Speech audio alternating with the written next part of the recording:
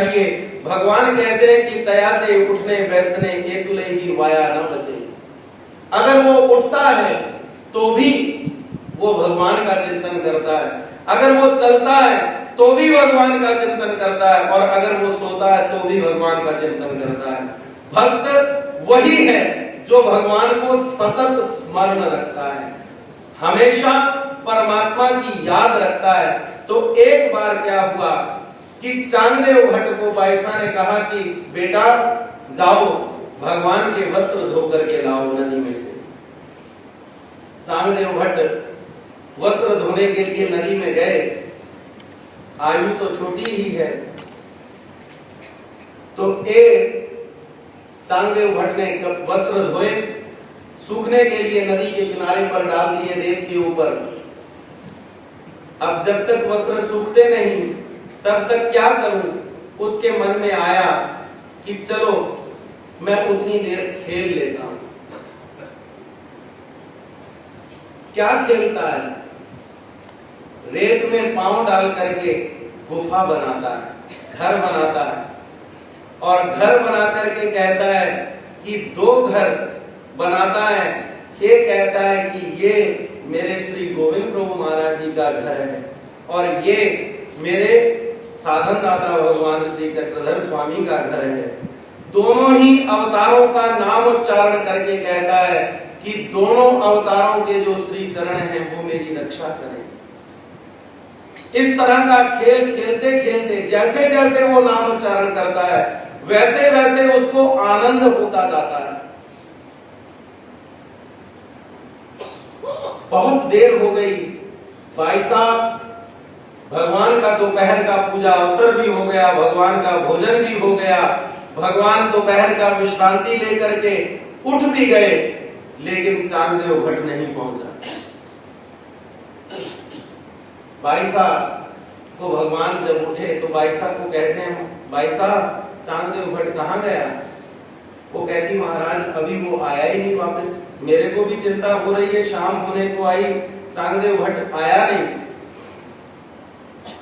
भगवान खुद निकलते चांगदेव भट्ट को लाने के लिए, और जब उस जगह पहुंचे जहां पर चांगदेव भट्ट खेल रहा है तो भगवान वो खेल देखते हैं।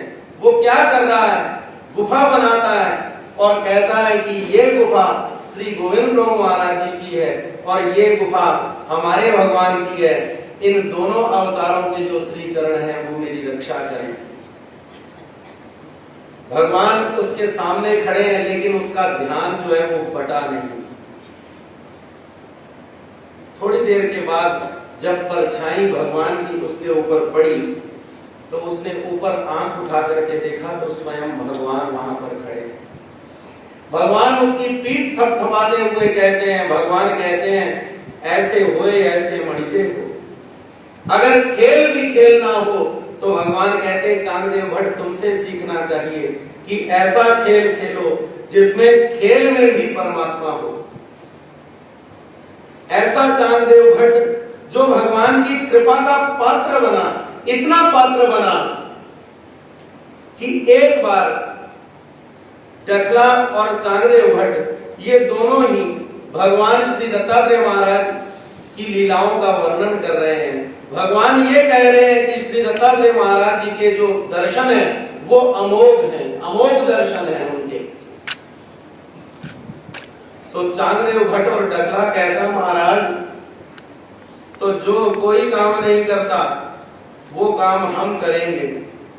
हम श्री दत्तात्रेय महाराज जी के दर्शन करना चाहते हैं।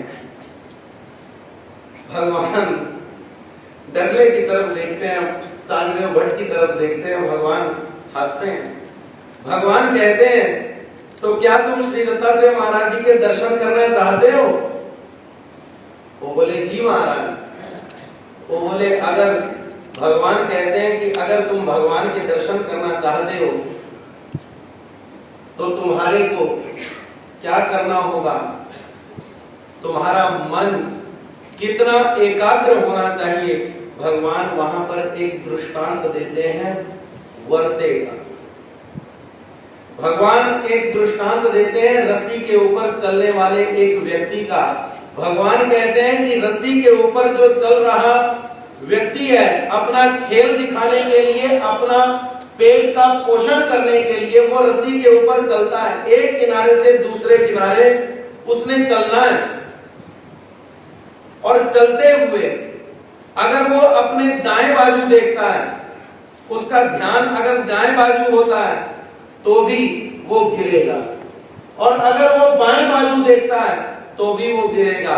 अगर नीचे की ओर देखता है कि नीचे कितनी गहराई है, नीचे कितना खोल है, मैं कितना ऊंचा खड़ा हूं, अगर वो नीचे की ओर देखेगा तो भी गिरेगा। और भगवान कहते हैं कि अगर इन तीनों की तरफ ध्यान न देता हुआ अगर वो अपने बैलेंस को ठीक करके उस रस्सी के ऊपर चलता है, भगवान कहते हैं कि वही उस एक किनारे से दूसरे किनारे पर जा सकता है। जो व्यक्ति इधर भी देखता है, उधर भी ध्यान केंद्रित करता है, भगवान कहते हैं कि वो कभी भी उस रस्सी के ऊपर चलने के योग्य नहीं हो सकता। भगवान दृष्टांत देते हैं, लेकिन इसका सिद्धांत ऐसा है कि उसी तरह से जो साधक है, भगवान का भक्त जो है, भगवान के भक्त के देखने वाले जो लोग हैं वो तीन प्रकार के हैं। एक अनुकूल है, जो कहते हैं कि बहुत अच्छा है, इस संसार में भगवान की भक्ति इस व्यक्ति को प्राप्त है, कितना भाग्यशाली जीव है ये। और कोई व्यक्ति उसको गाली दे जाता है, वो कहता है चल 24 घंटे मंदिर बढ़िया रहना। और तीसरा प्रकार का व्यक्ति है, वो कहता है कि ये मंदिर में जाता है तो मेरे को कोई तकलीफ नहीं, और अगर नहीं जाता तो भी मेरे को कोई तकलीफ नहीं, उदास है। भगवान कहते हैं कि जो साधक है उसको तीन प्रकार के लोग देख रहे हैं, अनुकूल, प्रतिकूल और उदास। लेकिन भक्त ने कभी भी अपनी भक्ति के मार्ग पर इन तीनों ही लोगों की तरफ ध्यान नहीं देना चाहिए।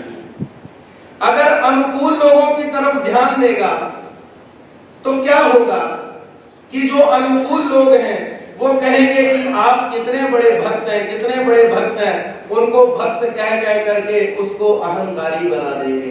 और जब वो अहंकारी बन जाएगा तो वो उस पद से, वो उस रस्सी के ऊपर से नीचे गिर जाएगा।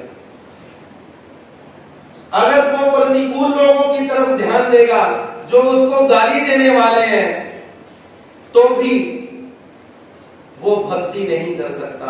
और अगर वो उदास लोगों की तरफ ध्यान देगा तो भी वो भक्ति नहीं कर सकता। अगर भक्ति करने के योग्य, भगवान कहते हैं, जो पात्र बनना चाहता है उसको केवल भगवान की तरफ ही ध्यान देना होगा, वो केवल भगवान की तरफ ही देखे।